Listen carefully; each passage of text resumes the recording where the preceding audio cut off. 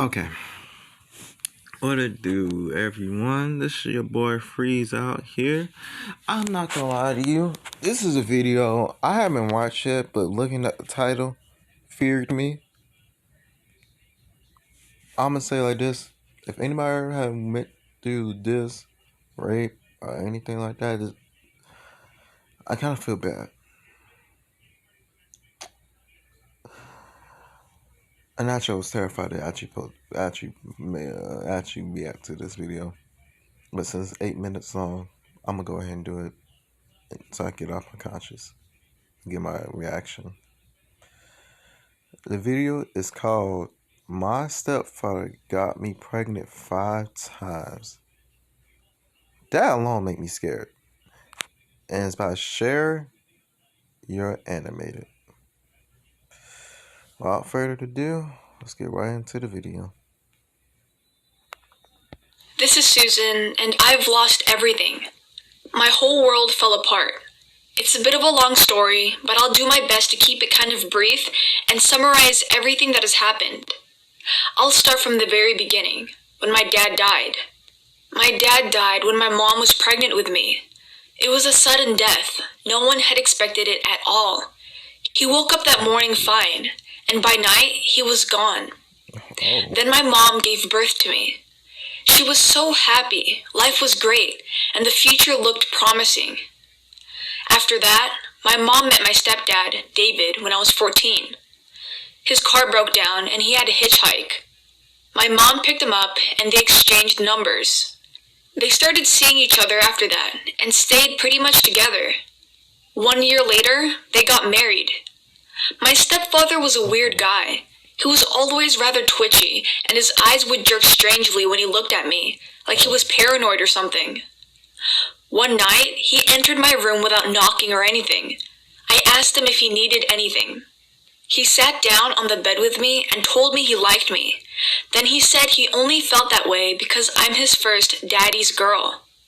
He said he liked me as in, I want to kiss you, you are cute. Then he told me it wasn't in a sexual way, that he just wanted to kiss me. He realized it was only because I was his first daddy's girl. Bro, what the You know what? I'm just gonna play it. Keep playing. I didn't sleep that night, and I was thinking about telling my mom, but I was afraid she didn't believe me. The other night, he started talking about how he would give me money if I gave him photos of me naked. But this time, I recorded him. The next day, I told my mom what happened.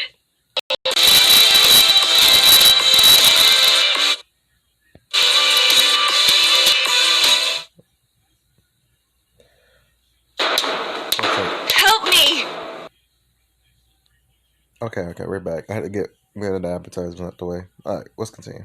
Believe me, but when By the way, it's kind of infuriating me a little bit, but I'm gonna let it out afterwards. she listened to the recording, she was so angry. Then my mom confronted him and went into a fight with him.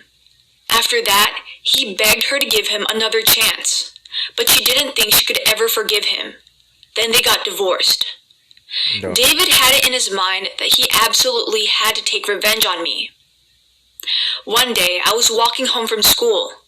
It seemed like any other mundane afternoon. Then someone pushed me to the ground, but before I got the chance to get back up, he handcuffed me. I started screaming for help, but no one was around. I struggled to free myself, but my kidnapper was so strong he wouldn't let me go. Then he dragged me into a minivan and closed the door behind. I was so claustrophobic, it wasn't long until I passed out. I woke up later. Laying on a bed in the dirt-walled cellar, I was confused for a bit, but then I remembered what had happened. I headed to the door and started knocking on it hard. I screamed at the top of my lungs, "Get me out of here!" The door opened and I saw David. I yelled at him, "Let me go, you psycho!" He shrugged. "Why would I do that? It's not like anyone will miss you," he said and laughed. I started sobbing uncontrollably. I felt David's hand patting my thigh, and I swatted him away. He sighed. "You're so stubborn, Susan," he said. There was no way I was going to be able to escape from this. I just sat in the cellar and sobbed. Then my mom called the police and accused him. But David told the policeman who came to the house that he had no idea where I would go. I was about 30 feet below where the police officer was standing. He forced me to write a letter to my mother telling her that I ran away to live with my boyfriend. Then he began to visit me every day, and I begged him to release me. He refused and said, "You are mine." One day, he sat on the bed with me. He gripped me by my wrist hard. And well, I'm pretty sure you know the rest. Oh my. He took advantage of me, and it was horrible. The memory is a bit of a blur, and it was more like I was above my body rather than experiencing it. 3 weeks later, I began to feel that I was very tired and dizzy. I asked David to take me to the doctor, but he refused. Then he bought me a treatment. I missed my period, and I was sure that I got pregnant. No. But I miscarried 8 weeks into the pregnancy. No. David was a monster. After 2 months, he did it with me again. But this time, my heart started to beat. What was I doing? I was giving him exactly what he wanted. I shook my head, and he looked at me funny. After that, I found out that I got pregnant. When I gave birth to Amy, David didn't take me to a hospital.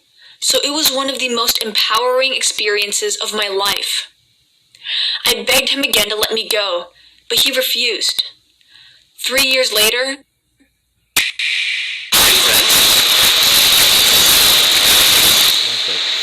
I'm gonna pause real quick. a boy named Eric. Hold up. I kind of missed that little part. Darn, my hand sucks. I'm gonna start back here. I begged him again to let me go, but he refused. 3 years later, another baby was born, a boy named Eric. Amy and Eric remained in the cellar with me, being brought weekly rations of food and water by David.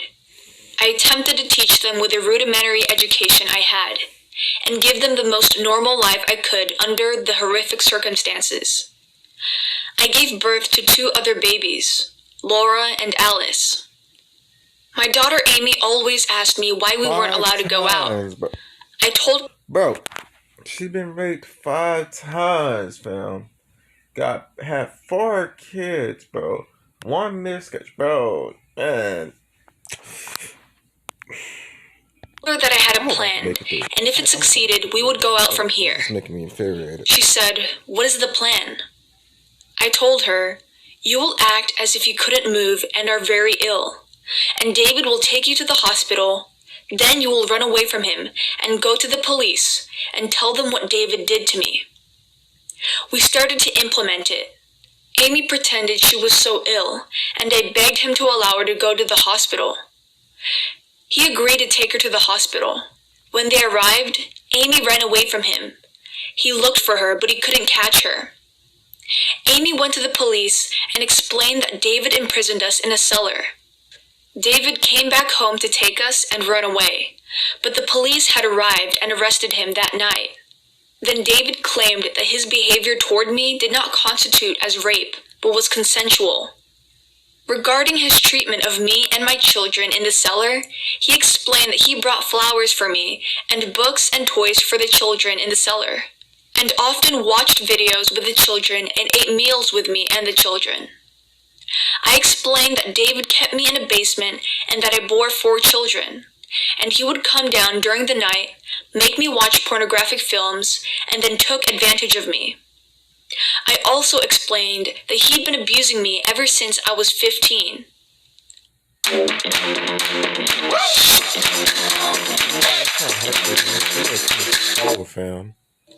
Authorities released an indictment against him and faced between 10 years and life imprisonment. 10, man. I came back to my mother. She cried and hugged me and said, "Thank God, I didn't expect that I would meet you again." After that, she apologized about what happened to me. She thought that she caused it. I saw the genuine regret on my mother's face. And I said, "Stop being so hard on yourself. You haven't committed a crime against me." My mom has helped me to overcome the traumas of my past. She helped me to make friends with people that have given me renewed strength in my journey towards normality. I lost the best years of my life in that cellar, so I was determined to make every day remaining to me to be filled with activity. At the moment, I'm working to compensate my children for what I've been deprived of in my life. We plan a day out each month. Once a month, go out on a field trip or picnic. And every year, plan a vacation to a place where we've never been before. Traveling and visiting places can be great fun and is a fantastic way to spend some quality time together. I didn't want to say nothing, but well, sorry about that little random party chat with just a friend. But man, that hurt me so bad, fam. Like, that's sad, fam. Like, 15, bro, had 4 kids. You do the math. She never finished high school. She ain't even never finished high school, fam. Like, damn, bro. Like, I'm sorry for my language, but why? Just why, bro? She didn't do nothing wrong, bro. All because, and then it was the guy. Like, if you ask me, he needed more than 10 years, bro. I would have gave him 20 years, 15 or 20 years, max, on everything. Because not only he lied, he raped her. He raped her. Kept those kids under there for hostage. Under there for hostage, technically. And he's technically, right? And he only did this off of revenge too, fam. Like, just to get back on his mom. If you want to get back on his mom, get revenge back on his mom, you could have just done to the mom, not the child. Man, that hurt. Bro, that hurt. You know what? Y'all could like and subscribe to the video if y'all want. But he tapping my phone right now. It just hurt too bad.